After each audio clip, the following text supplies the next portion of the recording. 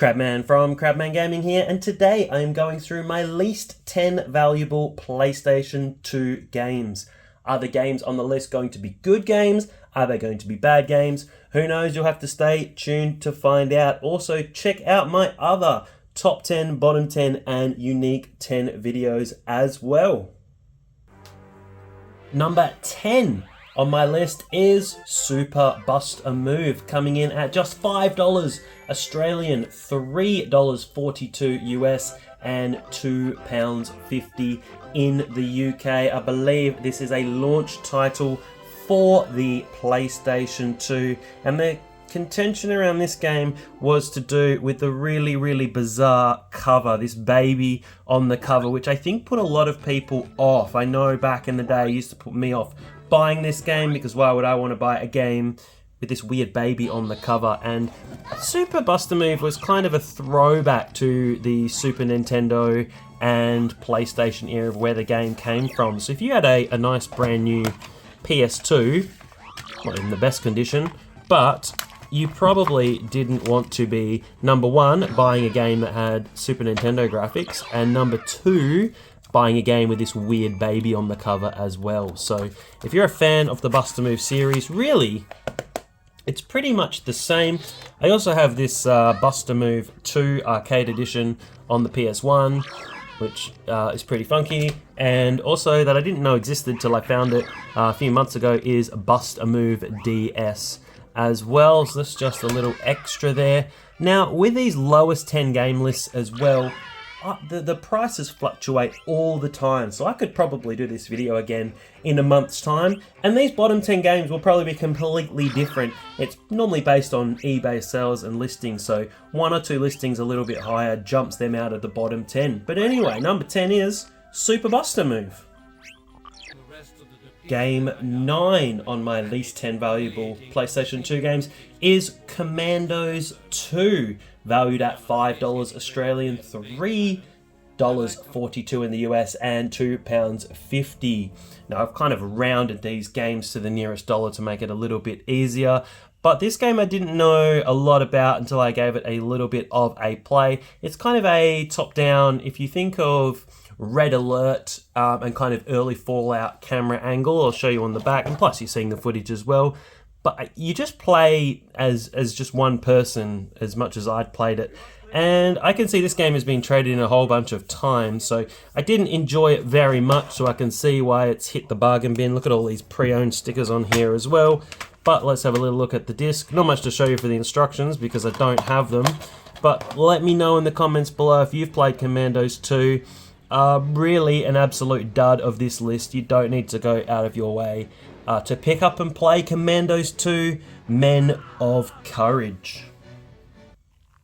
My 8th least valuable PlayStation 2 game is SingStar Party, valued at just $4 Australian, $2.74 US, and £2 in the UK. You could probably add a whole bunch of SingStar games to this list. There's so many of them, dozens and dozens and dozens, but the one that's coming in valued the least at the moment is SingStar Party, and I had a really good little sing-along with my SingStar microphones here, which do take up a lot of room, but gave that a go. Could do a duet if anyone's keen to come and do a Crabman SingStar duet. But I'm just going to show you how many of these games that I do have, and honestly, most of them were just a few dollars. There's a few quite rare ones that do go for $15, $20, $30, but really for the most part, they're pretty cheap, under $5. So I have SingStar Rocks, SingStar R&B, SingStar Queen, SingStar Pop Hits as we're getting closer to the camera, SingStar Pop, SingStar Motown, SingStar Hottest Hits, SingStar Anthems, let's slide those out the way, SingStar ABBA, SingStar 90s, SingStar 80s, the original SingStar on its own. Actually, this one's a favourite of mine, SingStar Sing Along with Disney, and I believe this is part of the same series, but maybe Disney Sing It Pop Hits. So there were so many games. I got to rescue SingStar back there. that you can play. So now I assume they just have the one game and you just download everything, but back in the PS2 era you couldn't really download any extra songs really until Guitar Hero on the PS3 came along. Let's have a little flick through the book. I mean, not super exciting. You can listen to me singing along out of key. But if you want SingStar, and I mean, I think I got the microphone and a special PS3 SingStar box for like $20, so probably tracking down the microphone is the hardest thing to do here for SingStar, but a little bit easier than Guitar Hero, because for the SingStar, even on PS2 and PS3, it's the same. It's just an all-in-one USB connection. It's not that Guitar Hero dongle that most people have lost. My 7th least valuable PlayStation 2 game is FIFA 2004, coming in at $4 Australian, $2.74 US, and 2 Great British pounds. Now, I didn't even pay $4 for this game. I've picked this up from a cashier's for the massive price of 10 cents. And look how many stickers are on here. They must have been trying to flog this game off for ages. Now, if you are a collector, it is worth picking up old sports games. They still play beautifully. It's just, if you have FIFA 24 or FC Football or 20 or 21, really, apart from a bit of a nostalgia hit, there's no real reason to go back and play these. But the good news is they are cheap to collect as well. So here's my FIFA 2004 disc. I remember playing this a lot. It's probably the last FIFA I played until I switched myself over to PES as well. And I do have lots of these FIFA games. There's FIFA 2004, but the first one that came out pretty early on in the life cycle was FIFA 2001, FIFA 2002, FIFA 2003, I'll slide those out of the way, FIFA 2004 we've seen. I must have got this one at the same time. FIFA 2005, a whopping 20 cents, a big hit to my budget. FIFA 06, that's where they got rid of the 2000s and just started having 06. FIFA 07, Ronaldinho was featured a lot around this time.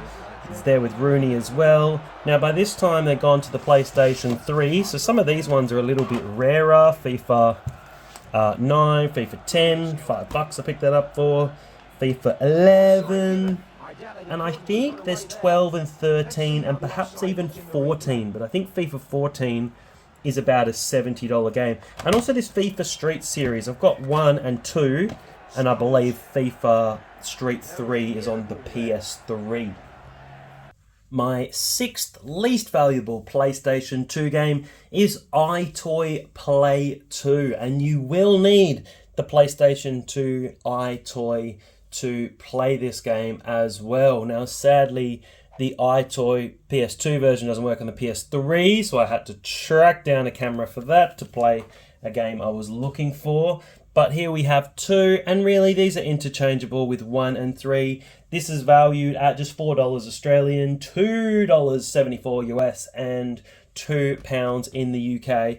Honestly, you can probably find it cheaper as well. If you go into thrift stores or op shops, they tend not to have games. What they'll have is a Wii Fit and really iToys and kind of stuff that most people don't really want anymore. But I gave this a little go. I never really had this back in the day. I just had a friend and I played it around their house a little bit. But here's iToy Play 2. Before I look through the manual and the disc, I do have the original iToy Play, which is pretty cool when it came out. There's some cool stuff there. 12 crazy games. iToy 3, which I believe came in as a really cool orange cover. I'm a real big fan of switching out the blue. Maybe someone just put this in an alternate cover.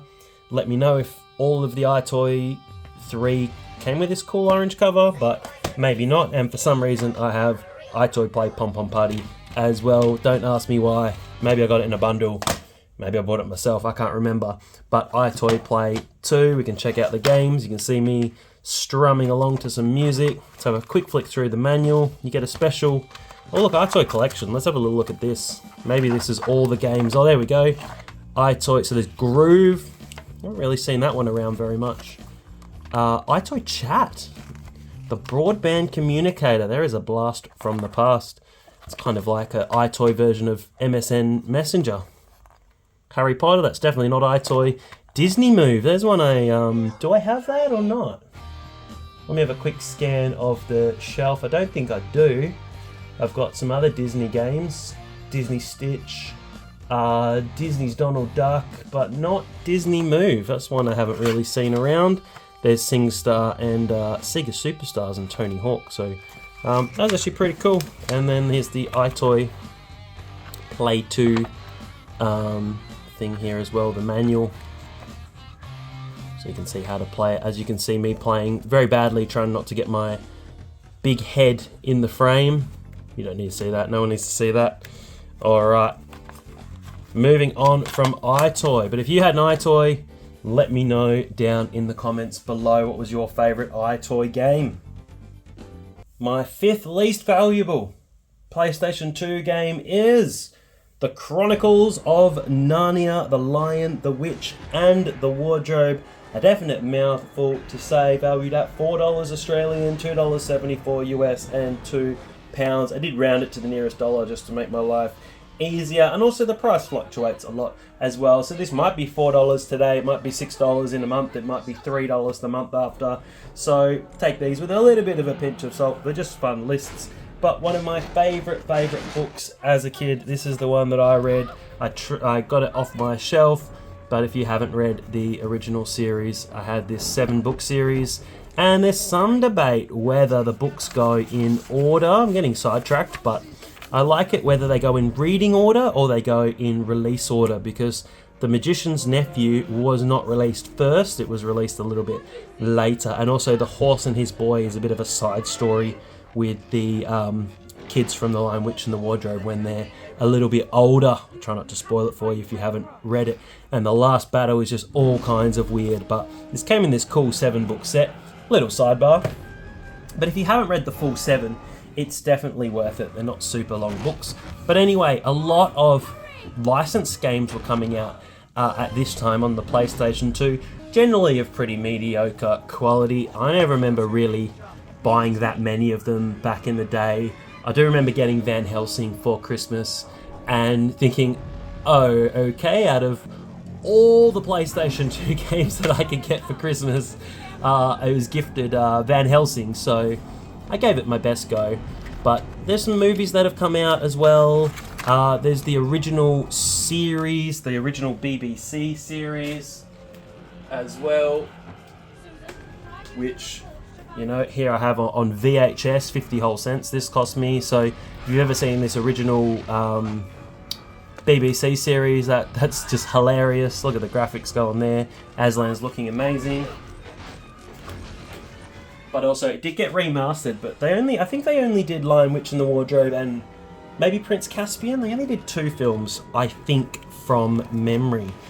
But there's the Lion, Witch and the Wardrobe, there's the back cover. Let's have a little flick through the manual while you're checking out some awesome footage of the Lion, the Witch and the Wardrobe game. Let me move that out of the way. Let's get a little bit in the way. This was okay. We got Peter, Susan, Edmund, and Lucy.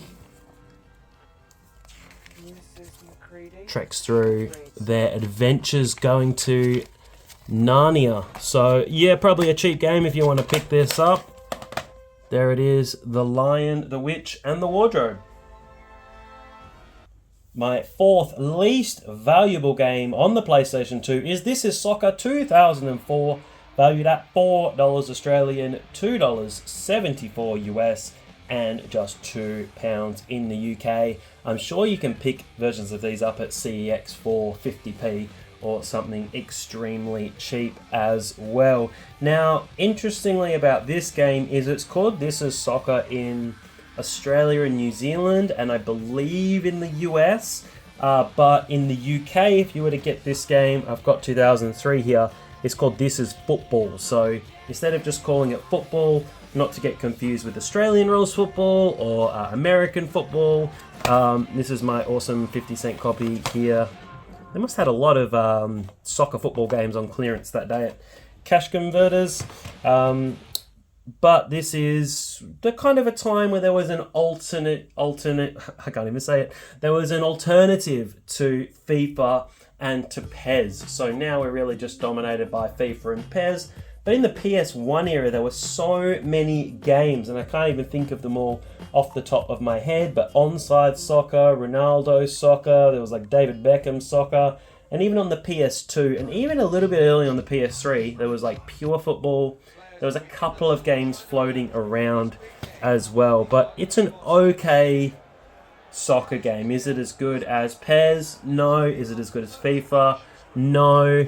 So I don't really know where your market is to be the third soccer game out of 3 in the market, but solid effort, but it's kind of, you're always going to be third place as well. So hopefully you've enjoyed my footage as I'm playing through USB headset when playing online. You could play this online, so actually something I didn't notice in this game.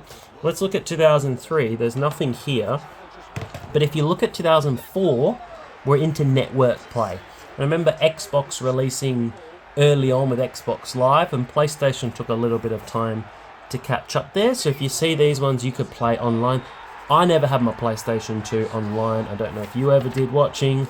You never really appealed to me. It still really kind of doesn't online games. I'm still a single player kind of guy. So pretty, to be honest, pretty boring booklet just full of white text on black.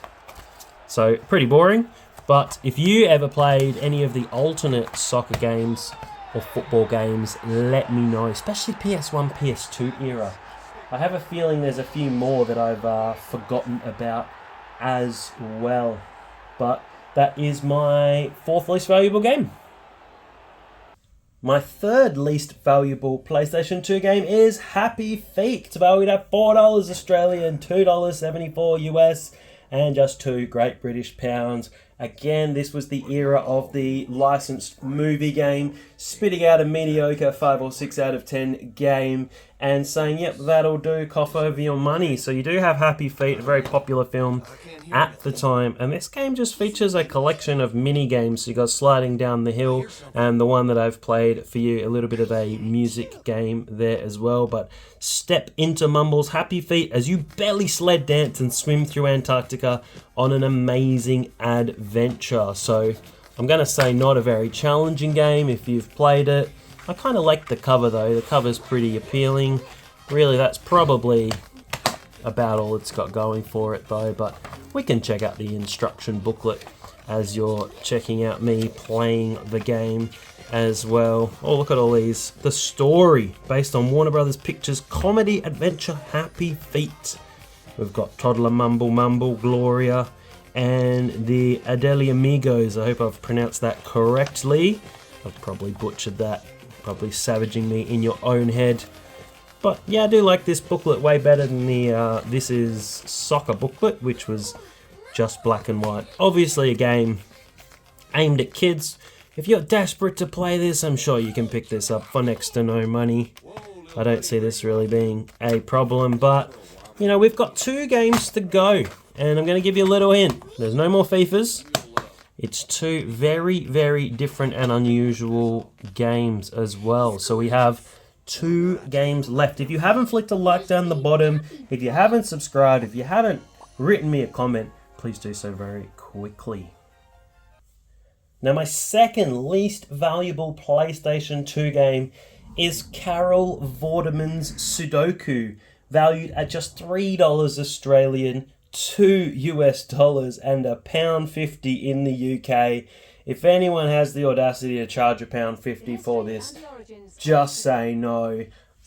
I'm not sure anyone outside of the UK are probably going to know who Carol Vorderman is, but she was on a show called Countdown, where there was letters and you had to make words, and then she would always do the number challenge as well. I think Rachel Riley does it now, but Carol Vorderman did that for a long, long time. You would get a number on the screen. You'd get like 2 big numbers, like 25 and 50, and then you get small, like 4 single-digit numbers, like 1, 7, 3, and 2, and you'd have to try and solve a sum. It'd have like 872, and Carol Vorderman could solve that all the time.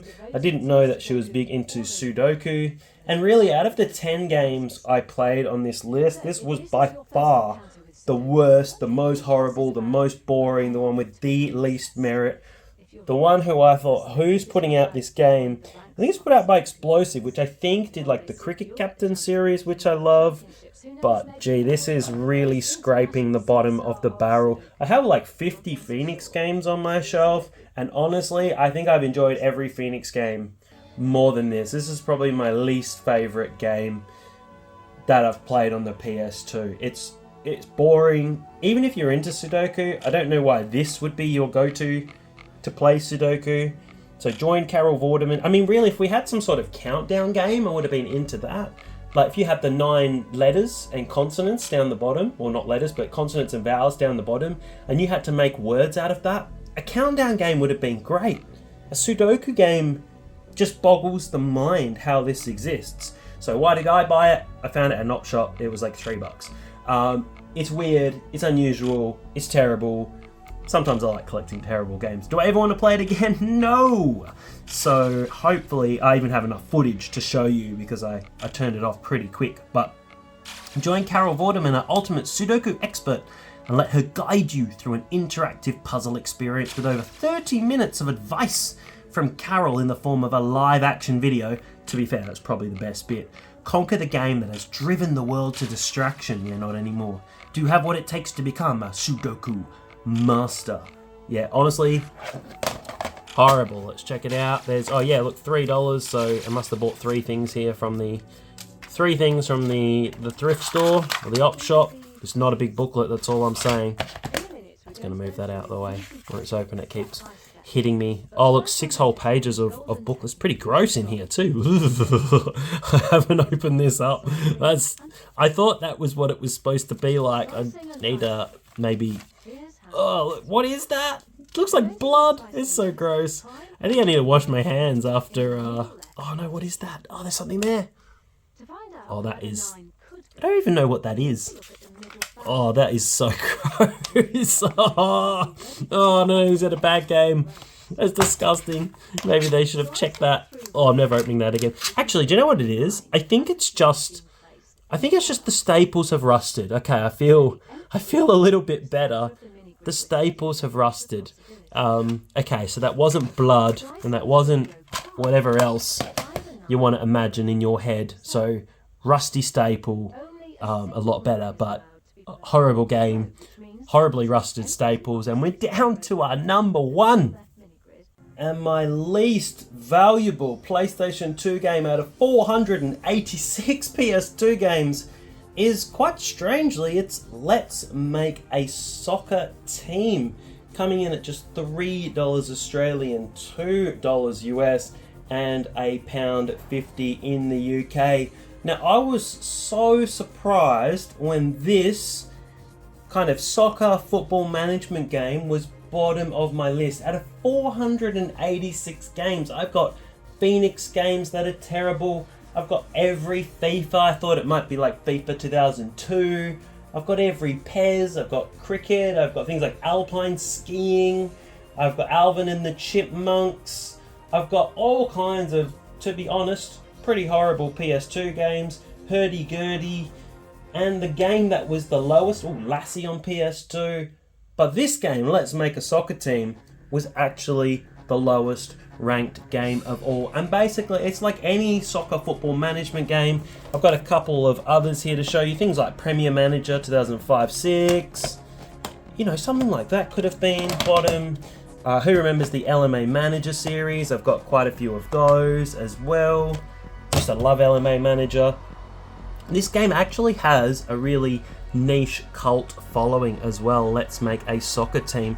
Now, when I played this for this video, I actually got a little bit hooked into it. I played it for about 20-25 minutes. I was really trying to turn the game off, and I just kept playing and playing and playing. You get kind of given a football club to manage. You've got to manage all your finances, your team, hire some assistants. So just create your very own football club.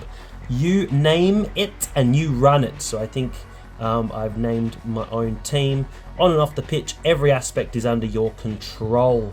I think people still play this today as well. There's like a niche following, a couple of forums still floating around as well. You get to be the chairman and the manager, which is amazing. You kind of take on the leagues in Europe. I think, obviously, I chose a team in England, but there's Italy, Spain, Holland, Germany and France as well. You can talk to your players a bit like Football Manager that most people would have played. If you're into football games, it's the pinnacle. I used to play Football Manager a lot, probably haven't played it since 2016, but I did used to play that. And I bought this game for just $2.10. I thought this game looked really cool. I'd seen it before, but I'd never got around to buying it. And when it was $2, I didn't realise it was going to be my lowest valued game out of basically 500 PS2 games, but here it is. But I think for being a game, I think it got ratings, reviews of about 7 out of 10 as well, which is okay for a niche soccer management game as well. They normally don't rate pretty highly. I remember one time one of the Football Managers got really savaged, I think by an American reviewer, and it got like 3 or 4 out of 10 when normally Football Manager was getting Metacritics of like 80 or 90, 80 to like early 90s. And someone gave it like 3 out of 10. I'll have to try and track down that review. And then they later admitted they just didn't really get soccer, so gave it a really low score. It's like, no, the graphics are terrible, the sound's terrible, like I just don't get it. But I had a good time playing this through, and it really reminds me when the game is going on as well, like the little circles for your players. It reminds me of Football Manager around the kind of 2005-6 era. I think it was either 7 or 8 where the 3D engine finally came in, but it's kind of weird because I remember Football Manager 98 on the PS1 and Player Manager 98, no, not Player Manager because you can get to play, but a Football Manager game where it was 3D, and that was back in 98, but maybe it just made it a little bit better. But a very comprehensive booklet as well. Look at all these parameters. Look at all the effort they put into this game, and as well, all this effort just to be worth like $3 now. And it's not a spin-off, so sometimes you'll get series like LMA Manager, but there was 10 of them, so really it was the same game over and over again. And even Pro Evo came up with their own management version, and I think FIFA did, but they embedded it within the FIFA game. So I don't think FIFA had a standalone management game, but I could be wrong, just thinking off the top of my head. Oh, Virtua Pro Football. I'd like to see, oh, I do have that. I looked on the shelf. I was going to get some more soccer games out when I had the FIFA games out, but yeah, so maybe it's part of this series as well. So it's Virtua Pro, but they made a management game as well, made by Sega. But anyway, I hope you did enjoy the video. This was my 10 least valuable PlayStation 2 games. I have the feeling this will get watched a lot more than my 10 most valuable games because people are so morbid. They want to see my stuff that's worth nothing, not my stuff that's worth heaps of money. If you did enjoy this video as well, I've got a top 10, bottom 10 and unique 10 for the PS4, 3 and 2. And if these do pretty well, I might do some for the PS1, the GameCube, the Xbox, the 360, the original Xbox. I've got lots and lots, 3,000 games here in the game room, so lots to choose from. So if you do enjoy it, let me know and I can make some more. But otherwise, have a wonderful day, and I'll see you later.